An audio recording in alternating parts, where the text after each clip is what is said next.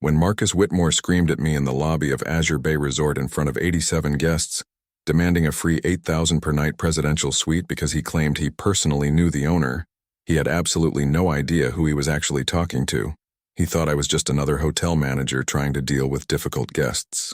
In reality, I was Daniel Rivera, founder and owner of the entire Azure Bay Resort and the luxury property portfolio worth $340 million that included it. What happened next would cost him his membership at 3 exclusive clubs, trigger an investigation that uncovered $2.3 million in fraudulent business dealings, and become a legendary story among resort staff about why you should never assume someone's position based on their appearance. Comment where you're watching from right now and drop a like if you believe in karma. Let me take you back and show you exactly how this all started. My name is Daniel Rivera, and I'm 45 years old.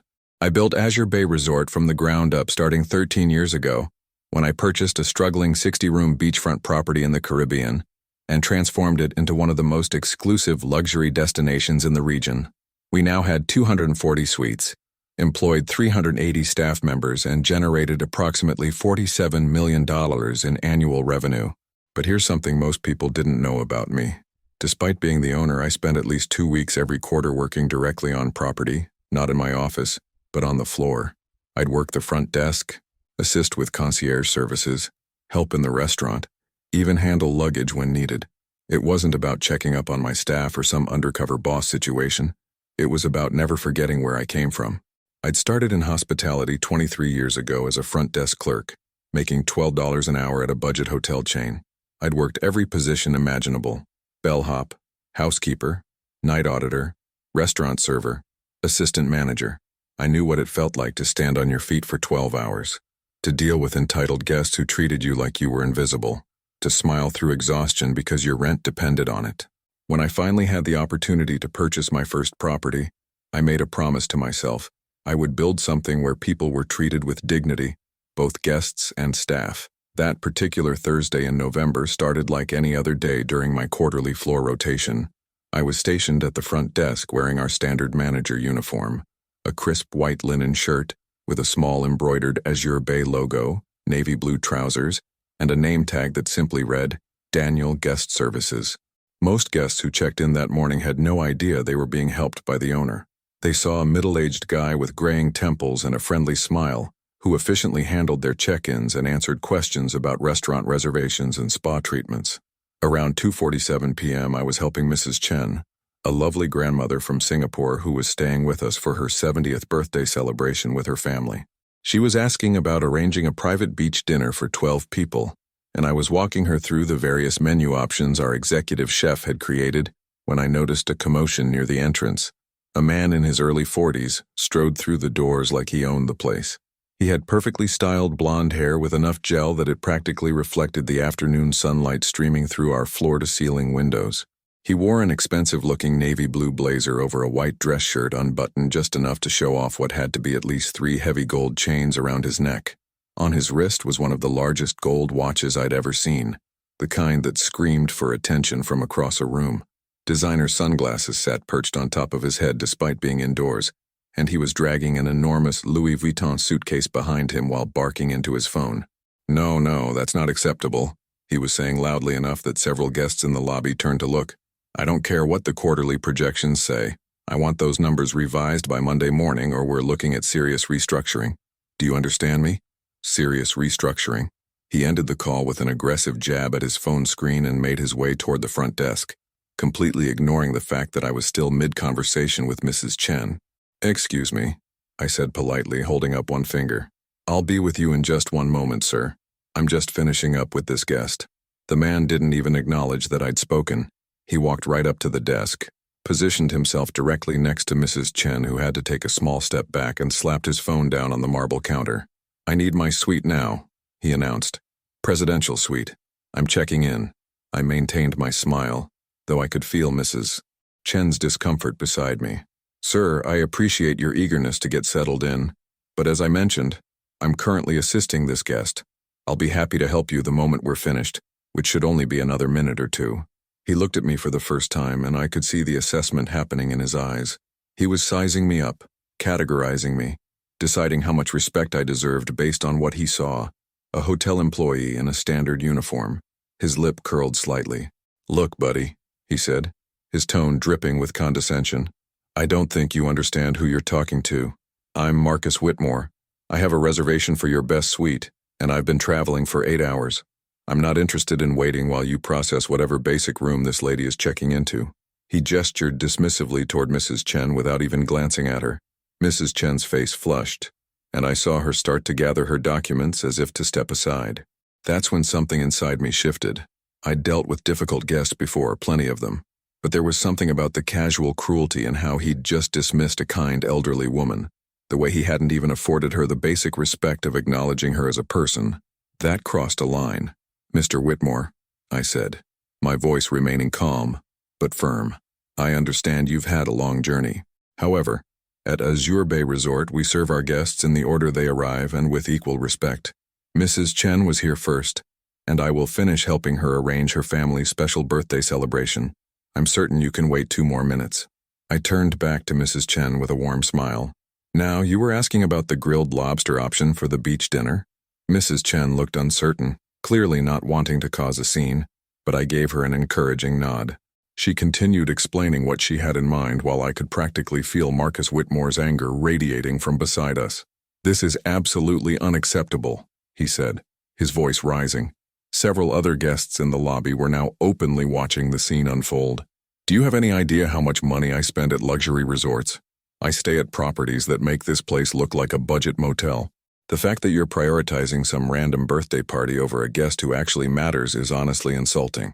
I finished typing Mrs. Chen's dinner reservation notes, maintaining my composure. "That's confirmed for 7 p.m. tomorrow evening at the South Beach Pavilion," I told her gently. "Chef Michael will personally oversee the menu, and your family is going to have a wonderful celebration. I'll have someone from our concierge team follow up with you later today to finalize any special requests." "Thank you so much," Mrs. Chen said quietly, gathering her materials. She gave me a grateful look and quickly excused herself, clearly uncomfortable with the tension Marcus was creating. The moment she walked away, Marcus leaned forward on the counter, invading my space. "Now that you're finally done playing hero for the peasants," he said, his voice laden with sarcasm, "maybe you can do your actual job. Presidential suite. Marcus Whitmore. I have a reservation, and I expect an upgrade to your absolute best accommodation." I pulled up our reservation system, typing in his name. "Yes, I have your reservation here, Mr. Whitmore. You're booked for a standard ocean view suite for 3 nights. Check-in time is 4 p.m., and it's currently 2:53 p.m., so your room is still being prepared. You're welcome to wait in our lobby lounge, where we offer complimentary refreshments, and I'll have someone notify you the moment your room is ready." "Did you not hear the part where I said presidential suite?" His face was starting to turn red. "I'm not staying in some basic room. I want your best suite, and I want it now. Mr. Whitmore, our presidential suite is $8,000 per night and is currently occupied by guests who don't check out until tomorrow morning. Your reservation is for an ocean view suite at $1,200 per night, which I can assure you is absolutely beautiful and offers—" "I don't care what it costs," he interrupted. "Move whoever's in the presidential suite. I'm sure you can relocate them somewhere else. This is how it works at real luxury properties. Guests like me get prioritized." I took a quiet breath. "Sir, I can't relocate guests who have already checked in and paid for their accommodation. That wouldn't be fair to them. However, I'd be happy to add you to our wait list in case the presidential suite becomes available during your stay, or I can check our system for—" "Do you know who I know?" Marcus suddenly said, his voice getting louder. More guests were stopping in the lobby now, some pretending to look at their phones while clearly listening. "I personally know the owner of this resort. We're friends. He's told me multiple times that whenever I stay here, I get whatever I want. This was interesting. I'd owned Azure Bay Resort for 13 years, been the sole owner for the entire time, and I'd certainly never met this man before in my life. I kept my expression neutral. "I see. May I ask the owner's name just so I can make a note in your reservation?" "Daniel something," Marcus said with a dismissive wave. "Daniel Rodriguez or Rivera. I don't remember exactly, but we go way back. We met at an investment conference in Miami 3 years ago. We've had dinner several times. He told me I'm always supposed to receive VIP treatment here." "Daniel Rivera," I said helpfully. "And you've had dinner with him several times?" "That's what I just said, wasn't it?" His tone was getting more aggressive. "Are you deaf?" "Yes. Daniel Rivera and I are close personal friends. So why don't you pick up that phone right now and call him, and he'll confirm everything I'm saying. Then maybe you'll start showing me the respect I deserve instead of treating me like I'm nobody. I could have ended it right there. I could have simply said, I'm Daniel Rivera, and watched his face implode. But something held me back. Maybe it was curiosity about how far he'd take the lie. Maybe it was a growing sense that there was more going on here than just an entitled guest having a bad day. Or maybe, if I'm being completely honest, it was because I wanted to see exactly how he treated people when he thought he had all the power, and they had none. I apologize, but Mr. Rivera isn't on property at the moment, I said, which was technically true since he was standing right here, just not in the capacity Marcus thought. However, I can absolutely make a note in your file about your connection to the owner. In the meantime, your Ocean View suite will be ready at 4 p.m. as scheduled. This is ridiculous, Marcus exploded. I'm not waiting until 4 p.m. and I am not staying in some peasant room. I'm Marcus Whitmore. Do you know what that name means? I run a private equity firm that manages $400 million in assets. I've closed deals bigger than your entire annual revenue. I golf with senators. I have a weekend house in the Hamptons and a ski chalet in Aspen. When I tell you that I know the owner of this resort and that he wants me in the presidential suite immediately, you don't question it. You don't make me wait. You certainly don't make me feel like I'm some random tourist who booked through Expedia. I understand you're frustrated, Mr. Whitmore, I said calmly. But at Azure Bay Resort, all our guests receive excellent service regardless of their background or connections. The presidential suite is occupied until tomorrow, and your suite will be ready at our standard check-in time. That's our policy, and it applies to everyone. Your policy? He laughed, but there was no humor in it. Your policy doesn't apply to people like me. That's what you don't seem to understand. There are regular guests, and then there are important guests. I'm important. The couple in the presidential suite? I guarantee you they're nobodies. Probably some middle-class people who saved up for a special occasion and splurged on the big room. Move them.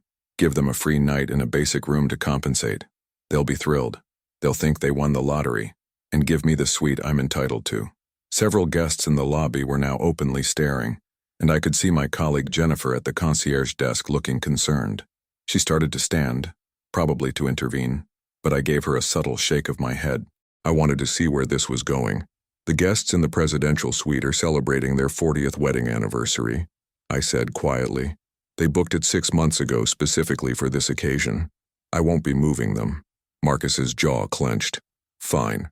Then refund my reservation and get me on the phone with Daniel Rivera right now. I'm going to tell him exactly how his staff is treating someone he considers a friend. And trust me, when he hears about this, heads are going to roll, starting with yours. I'm afraid Mr. Rivera isn't available by phone at the moment, I said, but I'd be happy to document your concerns and pass them along to him. Not available by phone? Marcus's voice was rising to a near shout now. What kind of operation is this? The owner isn't available by phone? What if there's an emergency? What if there's a problem that needs his immediate attention? Oh wait, there is a problem that needs his immediate attention. It's me standing here being treated like garbage by some low-level manager who clearly has no idea how to run a luxury property. I remained calm, my hands folded professionally on the desk. Sir, I'm going to need you to lower your voice. You're disturbing other guests. Disturbing other guests? He looked around the lobby theatrically. Oh, I'm so sorry. Am I disturbing the other guests with my completely reasonable request to receive the treatment I was promised? Maybe they should be disturbed. Maybe they should hear about how this resort treats people. Maybe they should know that the staff here lies to your face and refuses to accommodate VIP guests even when the owner himself has given explicit instructions. A family with 2 young children was walking through the lobby, and I watched the parents instinctively steer their kids away from the front desk area. The father gave me a sympathetic look. Marcus either didn't notice or didn't care. Mr. Whitmore, I said, my patience wearing thin but my voice still level. I need you to understand something. I have searched our system thoroughly. There are no notes on your reservation indicating any VIP status, no communications from Mr. Rivera about special treatment, and no record of you having stayed with us before. If you had a direct relationship with the owner as you're claiming, there would be documentation. There isn't any. Are you calling me a liar? His face was now fully flushed red, and a vein was visible on his temple. Did you just accuse me of lying? I'm saying that I can only act on what's in our system, and your reservation is for a standard Ocean View suite with a 4 p.m. check-in. This is unbelievable. This is absolutely unbelievable. He pulled out his phone and started aggressively tapping at the screen. You know what? I'm calling Daniel right now. I have his personal number. We're going to clear this up immediately, and then you're going to be explaining to him why you spent the last 20 minutes insulting and belittling one of his personal friends. He put the phone to his ear, and I waited, genuinely curious about what was about to happen. I watched his face as the phone apparently rang, and rang, and rang. After about 30 seconds, he pulled the phone away and looked at it with a frustrated expression. He's not answering, Marcus said, as if this somehow proved something. He's probably in a meeting, but he'll call me back, and when he does, you're going to regret every single word you've said to me today. I'm sure that's exactly what will happen, I said neutrally. In the meantime, you're still welcome to wait in our lounge for your room to be ready, or if you'd prefer, I can recommend some excellent restaurants and shops in town where you could spend some time. Marcus leaned forward on the counter again, his face inches from mine. His breath smelled like coffee and anger. You think you're clever, don't you? Standing there in your little manager uniform, following your little rules, acting like you have any real authority here? Let me explain something to you about how the world actually works. People like me, we make one phone call and people like you lose their jobs. We don't have to follow the same rules as everyone else because we're the ones who keep places like this in business. Without guests like me spending serious money, this resort wouldn't exist. You wouldn't have a job. So when I tell you I want something and I tell you I have a relationship with the owner, you don't question it. You make it happen. That's how hospitality works at establishments that actually matter. Something changed in that moment. It wasn't that I finally lost my patience, though I certainly had. It was more that I realized this wasn't just about a difficult guest, or even about someone lying to get an upgrade. This was about something deeper, a fundamental belief that money and connections placed him above basic human decency. He genuinely thought that his claimed relationship with me, the actual owner, gave him the right to treat my staff and other guests with contempt. Mr. Whitmore, I said quietly, I'm going to explain something to you about how hospitality actually works. It's not about money. It's not about who knows whom. It's about respect. It's about treating every person who walks through those doors with dignity, from the guest staying in the most expensive suite, to the housekeeper who cleans the rooms, to the person checking you in. You've been on my property for approximately 23 minutes now, and in that time you've insulted an elderly guest, shouted at me, lied about having a relationship with the owner, and made demands that violate both our policies and basic fairness to other guests. So here's what's going to happen next. I'm canceling your reservation. His eyes widened. Your what? I'm canceling your reservation, I repeated calmly. Azure Bay Resort reserves the right to refuse service to guests who are disruptive or disrespectful to other guests or staff. You've been both. I'm refunding your deposit in full and I'm going to ask you to leave the property. You can't do that. He looked genuinely shocked, like the concept of facing consequences for his behavior was completely foreign to him. You absolutely cannot do that. I have a reservation, I have a contract. And when Daniel Rivera finds out that his friend was kicked out by some power-tripping manager, you're going to wish you'd never been born. Mr. Whitmore, I'm not power-tripping. I'm enforcing the standards of behavior we expect at this property. And since you've mentioned Mr. Rivera several times, let me share something with you about him. I've worked very closely with him for years.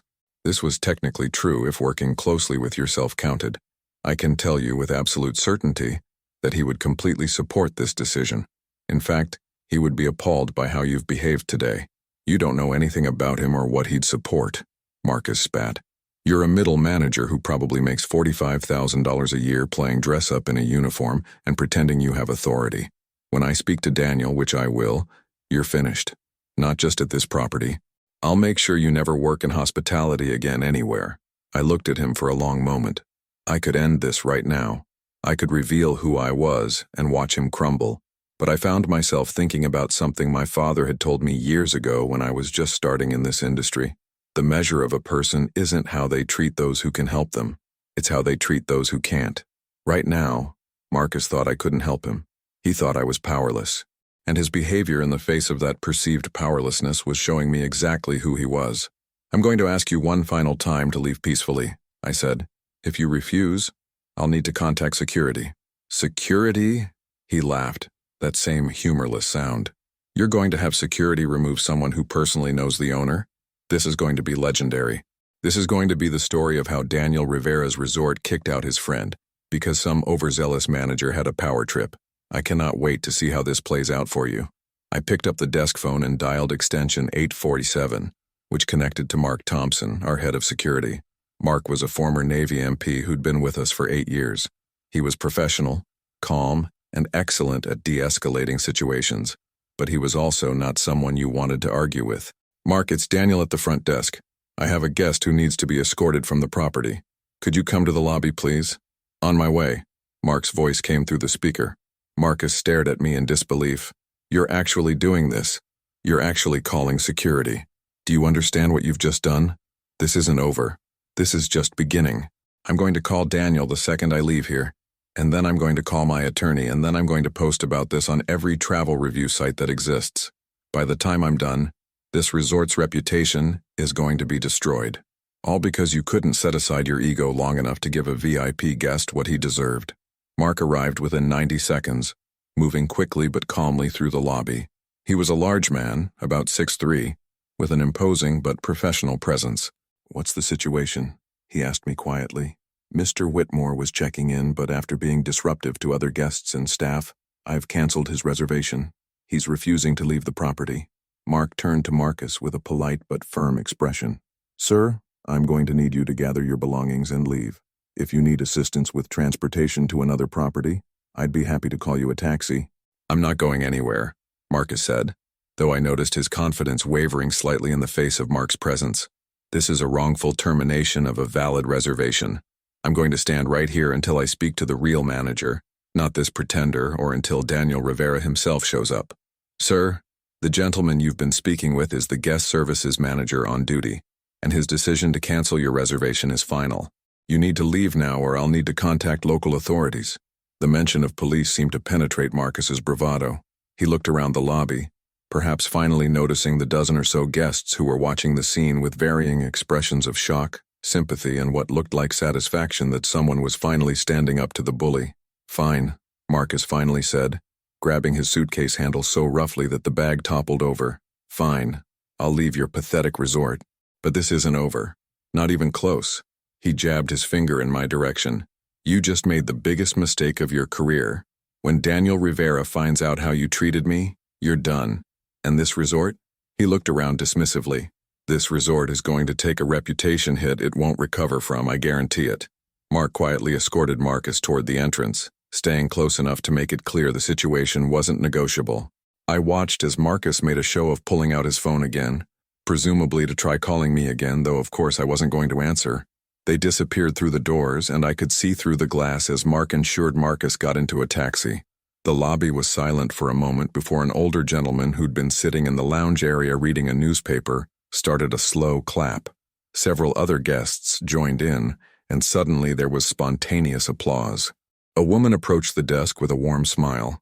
Thank you for handling that, she said. My husband and I were checking in tomorrow, and honestly, watching you stand up to that awful man just made us feel even better about choosing this resort.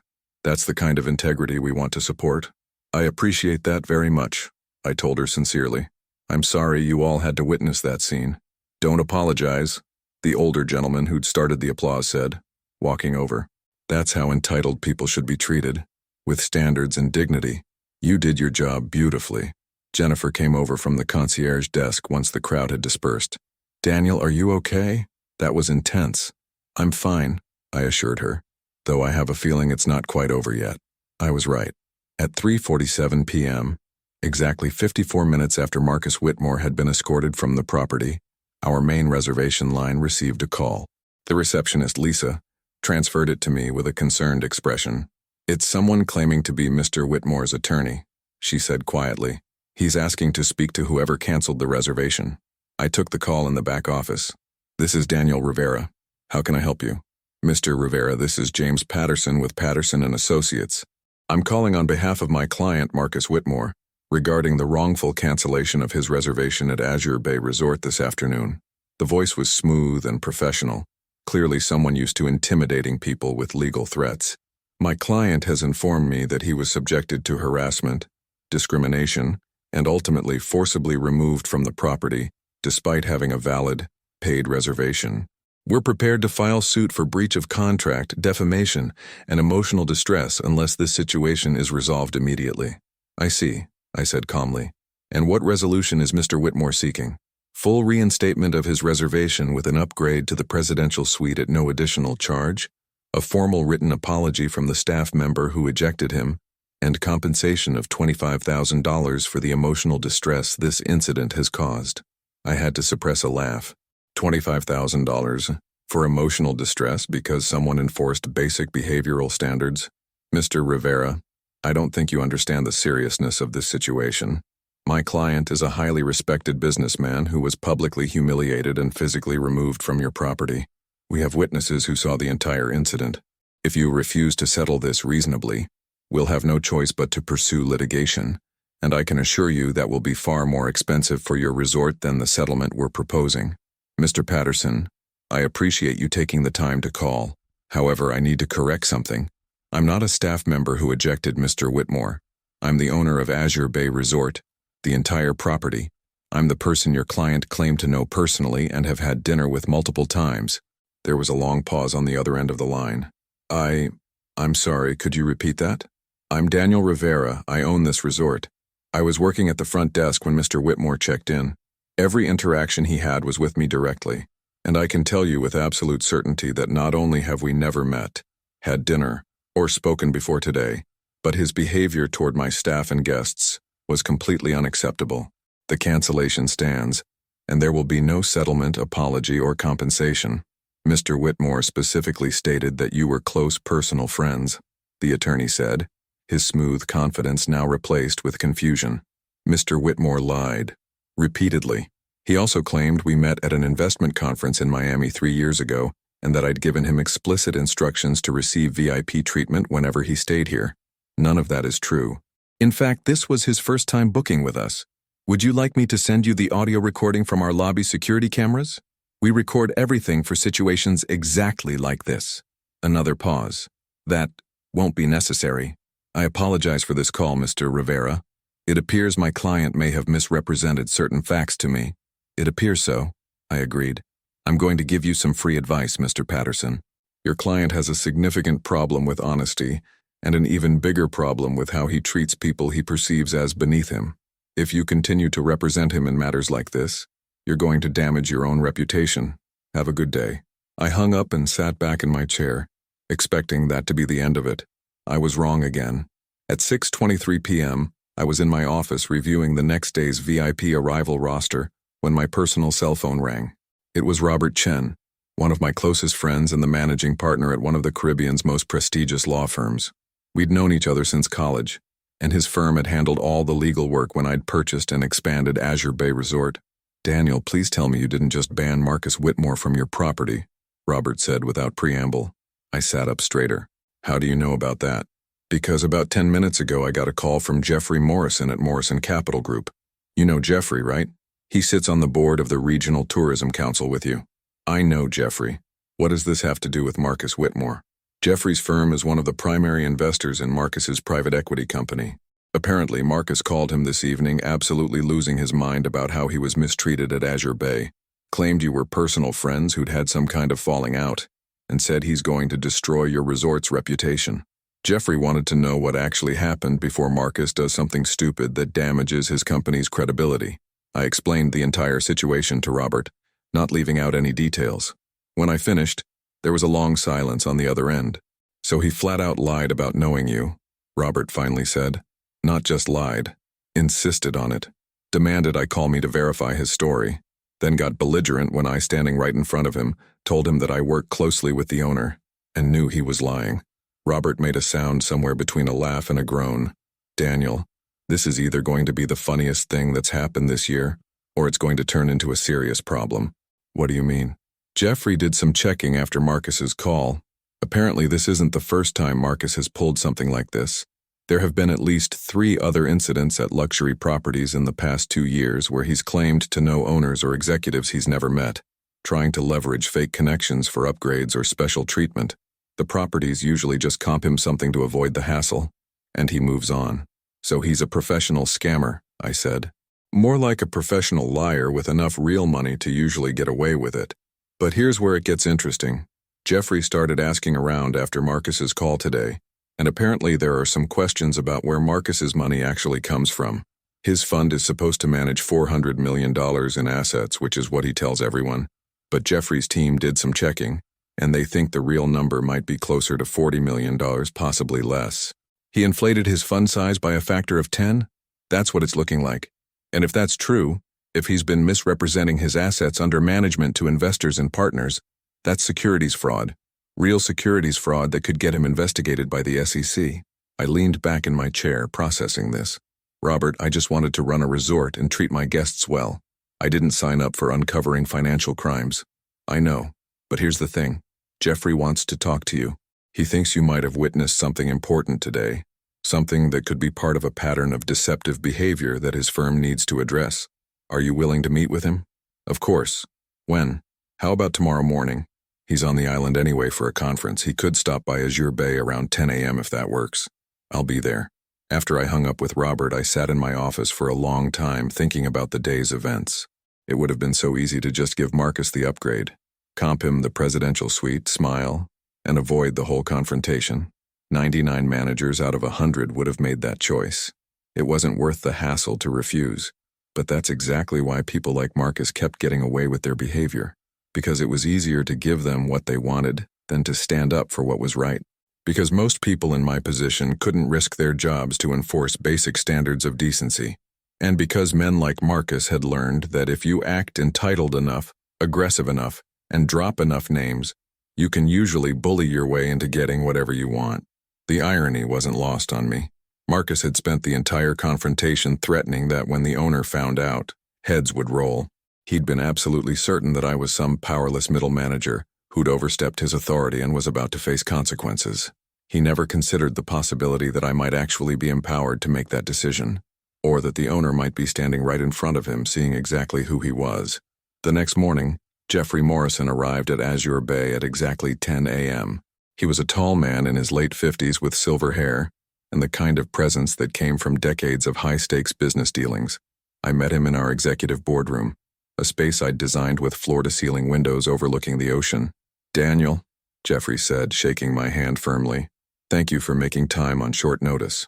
"Of course. Robert said you had some concerns about Marcus Whitmore." Jeffrey settled into a chair and pulled out a tablet.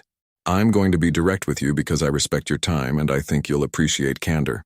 Morrison Capital Group invested $12 million in Marcus Whitmore's private equity fund 3 years ago, based on representations he made about his assets under management, his track record, and his network of connections. After his call yesterday claiming to be your personal friend, I started digging. What I found concerns me deeply." He turned the tablet toward me, showing what appeared to be financial documents. "Marcus told us his fund manages $400 million in assets. He's told other investors the same thing. He's used that number in pitch decks, in meetings, on his website. But when we started actually verifying his claims, we found something very different. His fund appears to manage approximately $43 million, possibly less. That's a discrepancy of $357 million. I let out a low whistle. "That's not rounding error. That's fraud." "That's exactly what it is," Jeffrey agreed. "But here's where it gets worse.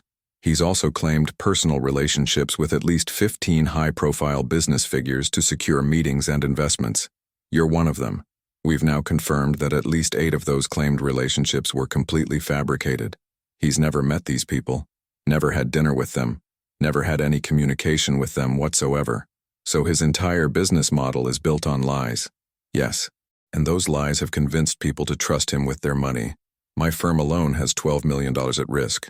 We've identified at least 6 other major investors who are in similar positions, including a pension fund that invested $8.5 million. We're talking about real people's retirement savings being managed by someone who fundamentally misrepresented who he is and what he controls." I sat back, thinking about Marcus's behavior yesterday, the aggressive entitlement, the absolute certainty that dropping names would get him what he wanted. It wasn't just personality, it was his entire business strategy. "What do you need from me?" I asked. "I need a formal statement about what happened yesterday. The fact that he explicitly claimed to be your close personal friend, that he said you'd had dinner multiple times, that he insisted you would confirm his VIP status. I need documentation that none of that is true, that he fabricated a relationship with you to try to get preferential treatment. It's one more piece of a pattern we're building. You're going to the SEC. We're going to the SEC. This isn't just about getting our money back, though we certainly want that. This is about stopping someone who's built a career on deception before more people get hurt. Will you help us? Absolutely. I'll have my legal team prepare a detailed statement, and we have security footage from yesterday's incident if you need it. I was hoping you'd say that. Jeffrey stood and shook my hand again. Daniel, I know this probably feels like more drama than you wanted to deal with at your resort, but you did the right thing yesterday. You held someone accountable when most people would have just given him what he wanted and sent him on his way. If you'd done that, if you'd treated him like the VIP he claimed to be, we might never have discovered what he's been doing. After Jeffrey left, I spent the rest of the morning working with Robert's firm to prepare the formal statement.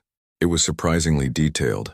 Timestamps of every interaction, direct quotes from what Marcus had said, the fact that I'd never met him before, documentation that there were no notes in our system about any special relationship or VIP status, even the detail about him claiming we'd met at a conference in Miami that I'd verified I had never attended. By early afternoon, everything was submitted. I thought that would be the end of my involvement, but I was wrong again. 3 days later, on Sunday morning, I was having breakfast at our beachside restaurant when Jennifer found me. Daniel, there's someone in the lobby asking to see you. She says her name is Patricia Whitmore. She's Marcus Whitmore's mother. I put down my coffee. Did she say what she wants? Just that she needs to speak with you urgently. She seems upset but not angry. More like worried. I found Patricia Whitmore sitting in one of our lobby chairs, looking out at the ocean. She was a well-dressed woman in her late 60s with silver hair and an air of old money elegance that her son had clearly tried to emulate but couldn't quite pull off. She stood when she saw me approach. Mr. Rivera, I'm Patricia Whitmore. I believe you had an encounter with my son Marcus on Thursday. I did, I said carefully. Please, let's talk in my office where we'll have more privacy. Once we were settled in my office, Patricia didn't waste time. I need to start by apologizing for my son's behavior. I heard what happened both from him and from Jeffrey Morrison. Marcus's version of events was very different from Jeffrey's, and I'm quite certain I know which one is accurate. Mrs. Whitmore, you didn't need to come all this way to apologize for your adult son's behavior. Please call me Patricia. And yes, I did need to come. You see, I've watched Marcus become someone I don't recognize over the past several years. He wasn't always like this. He used to be a kind, thoughtful young man. But somewhere along the way, he decided that success meant acting like the wealthiest, most important person in any room, even when he had to fabricate his credentials to do it. She pulled a tissue from her purse, though she wasn't crying. Just preparing. His father, my late husband Robert, built a successful regional insurance business. Nothing glamorous, but solid and ethical. When he passed away 7 years ago, he left Marcus $2.8 million. Not a fortune, but enough to give him a significant head start in life. Robert's hope was that Marcus would use it wisely, maybe invest in his own business, build something meaningful. Let me guess, I said gently. Marcus wanted to be bigger than that. He wanted to be a master of the universe, Patricia said with a sad smile. He took that $2.8 million and launched a private equity fund, which is fine, that's a legitimate career. But almost immediately he started lying about the scale of it. He claimed he was managing tens of millions, then hundreds of millions. He started name-dropping relationships with people he'd never met. He created this entire false persona, and for a while it seemed to work. He got some real investors, made some deals, looked successful, but it was all built on sand. Yes, and now Jeffrey Morrison has confirmed what I've feared for years, that Marcus hasn't just been exaggerating, he's been committing fraud. The SEC is investigating.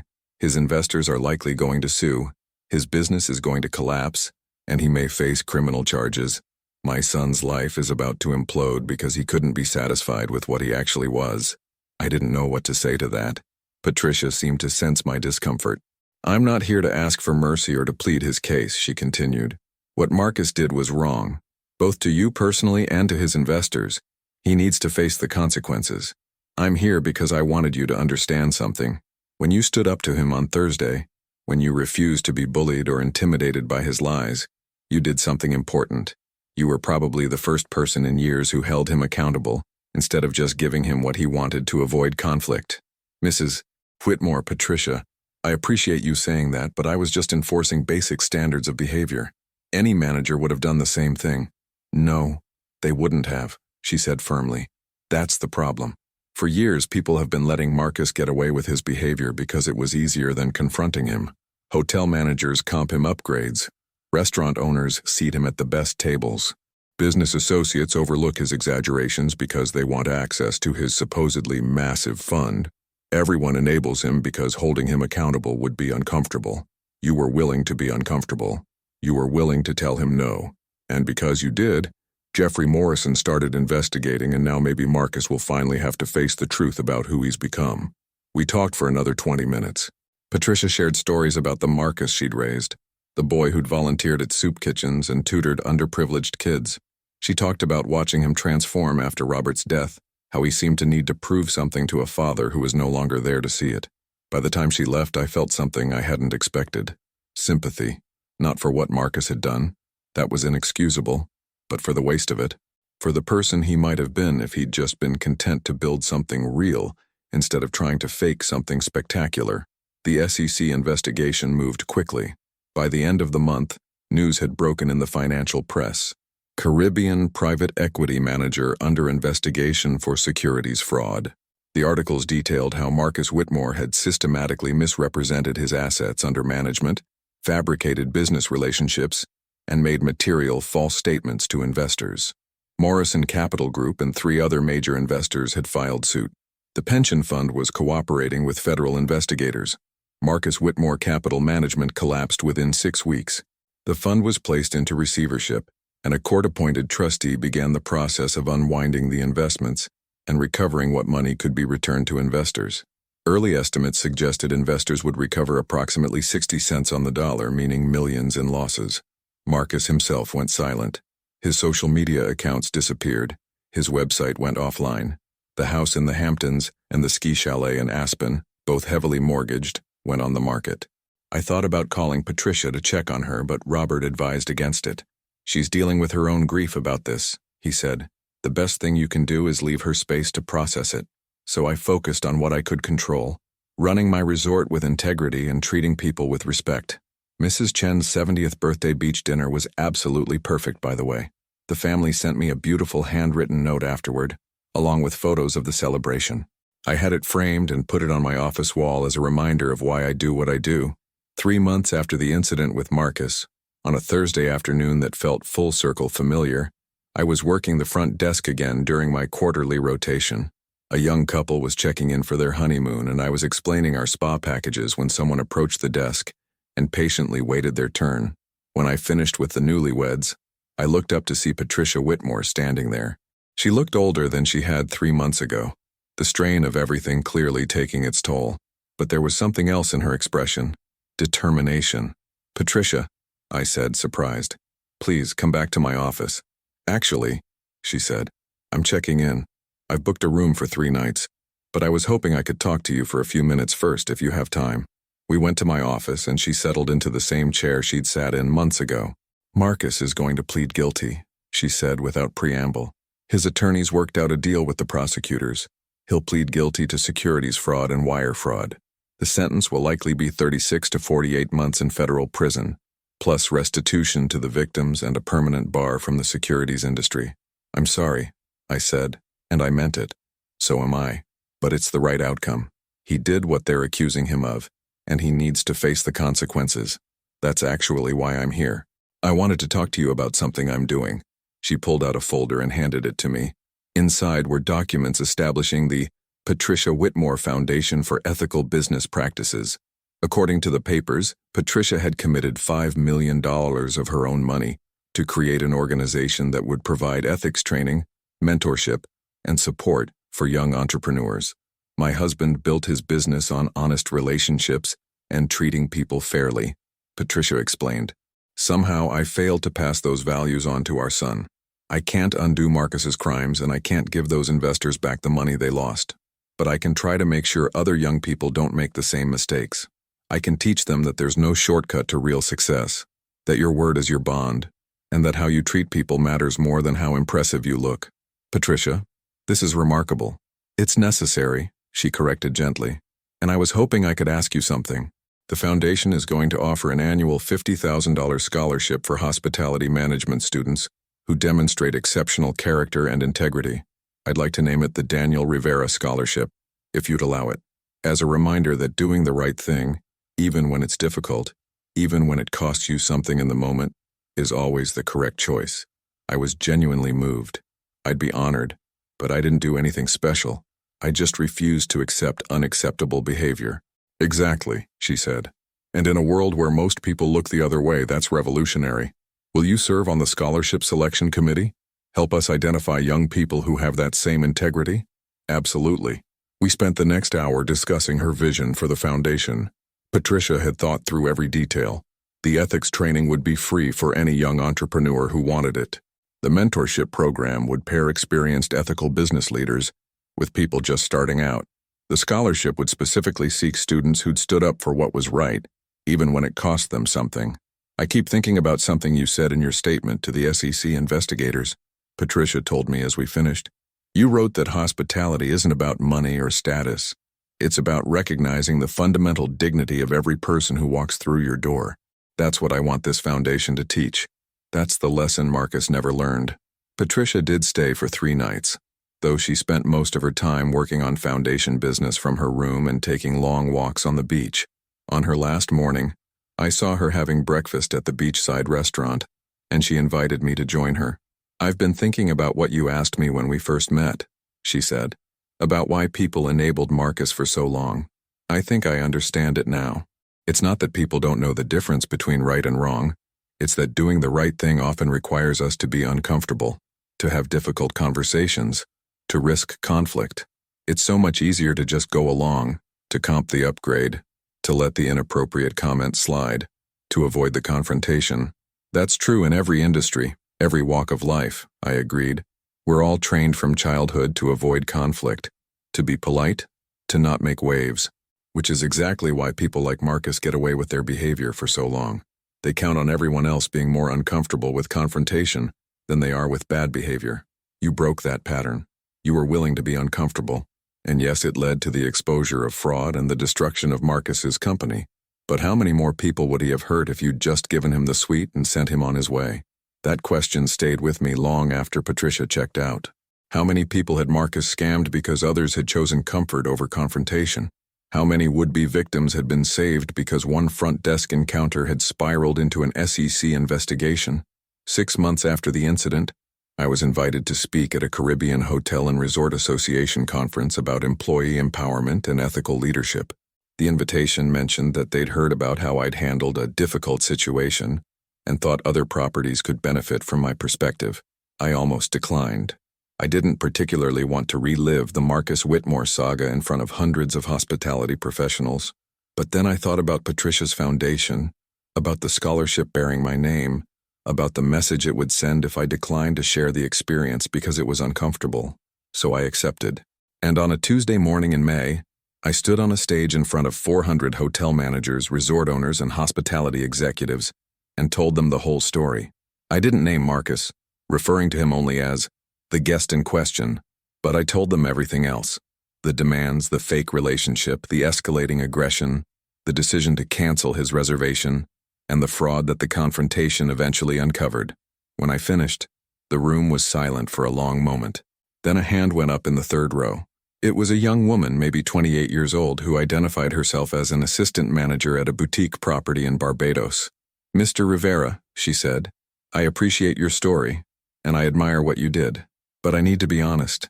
If I'd been in that situation, I probably would have given him the upgrade.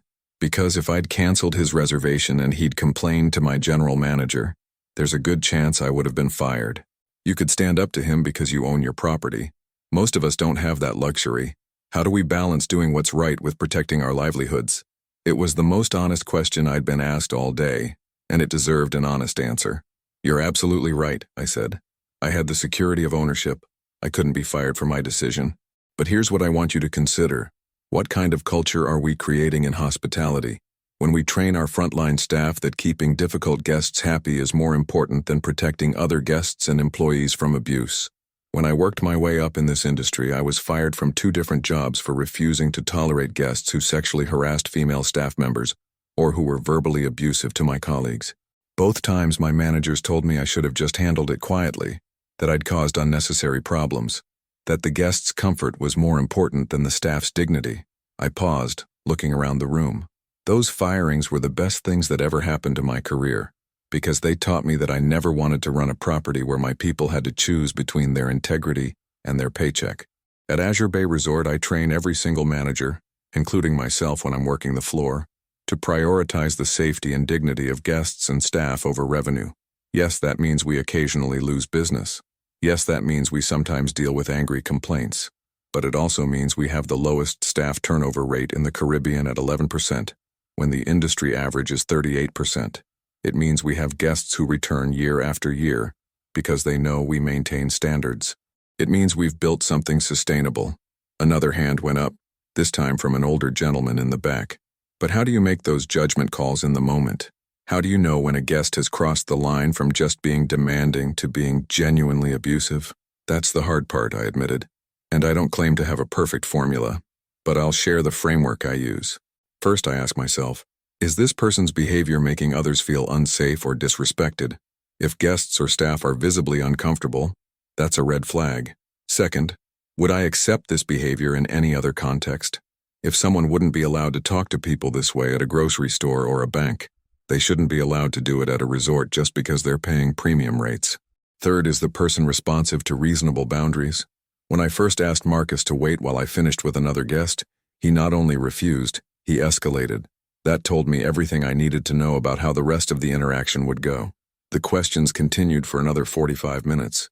People wanted to know about the legal implications of canceling reservations, about how to train staff to recognize abuse versus normal complaints, about how to build organizational cultures that empowered employees to enforce standards.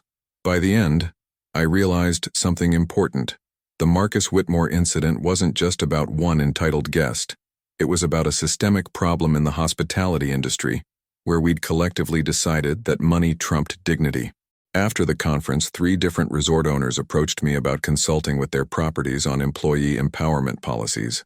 I declined the paid work, but offered to share our training materials and policy handbook for free.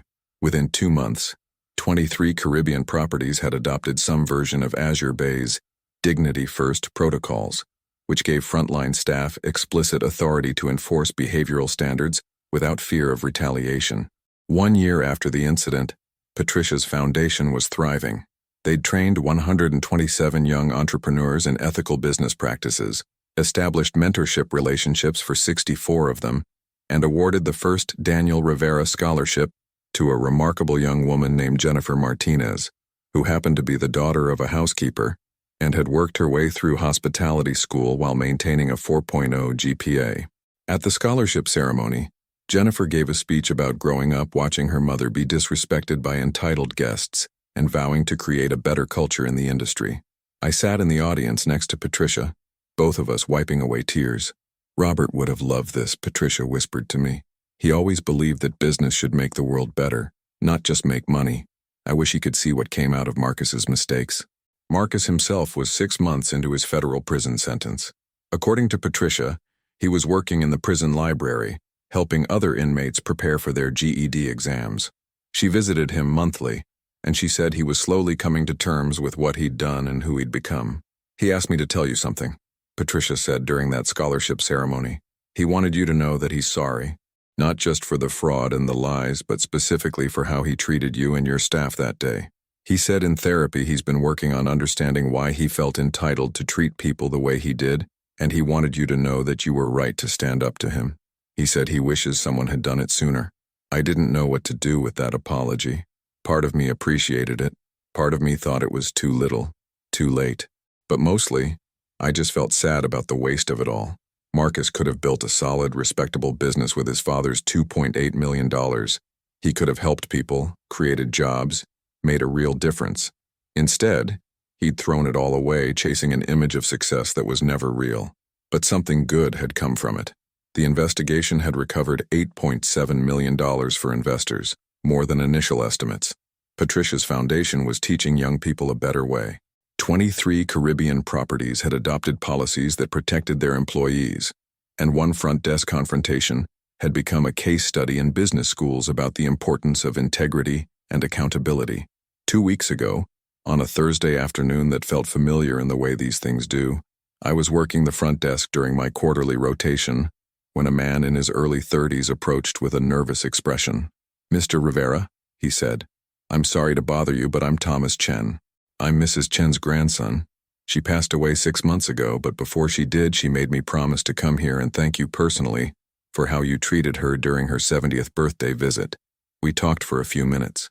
Thomas told me how much that trip had meant to his grandmother, how she'd talked about the beautiful beach dinner, but also about witnessing me stand up to Marcus. She said it reminded her that there are still people who choose kindness over convenience, Thomas said. She said you made her feel valued and protected, and that's how she wanted to be remembered, as someone who valued and protected others. After Thomas left, I stood at the front desk for a long moment, looking out at the ocean through our floor-to-ceiling windows. I thought about all the small choices we make every day, the moments where we decide between what's easy and what's right, between comfort and courage, between enabling bad behavior and holding people accountable. I thought about Marcus Whitmore, serving his sentence and hopefully learning to be a better person. I thought about Patricia, channeling her grief into building something meaningful. I thought about Mrs. Chen, who'd lived 70 years with grace and dignity, and had seen that same dignity honored in a hotel lobby confrontation.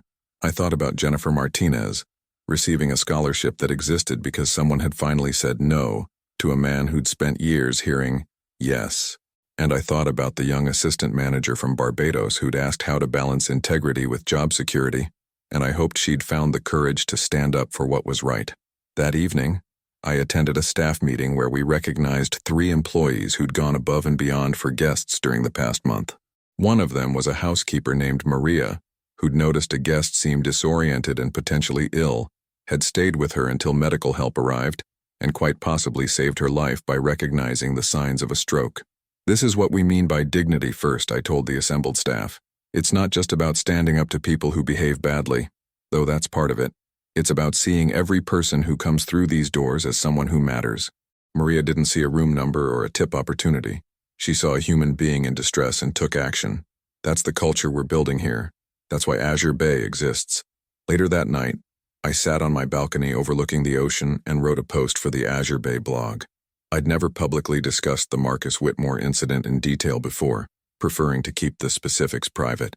But it had been a year. The legal proceedings were complete, and I felt like there were lessons worth sharing.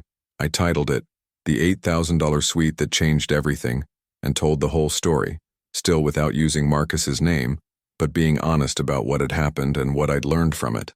I talked about the importance of empowering employees to enforce standards. I talked about Patricia's foundation and the scholarship program.